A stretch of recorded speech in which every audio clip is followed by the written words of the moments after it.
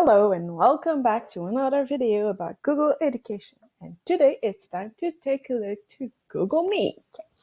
So first thing, you need to log in the classroom of the class, workshop, activity, whatever you need to go on. And you get the Meet right here. So we are going to ask you to keep your camera on, but turn off your microphone. And you just have to click on Participer à la réunion. There you go. Turn on the camera and off the microphone. And on the three little dots here, you can change how you see the screen. So normally there's going to have like lots of little squares so you can see everybody.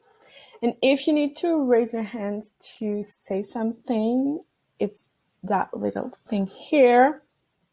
And once you're done, you just click on it again and it's gonna disappear.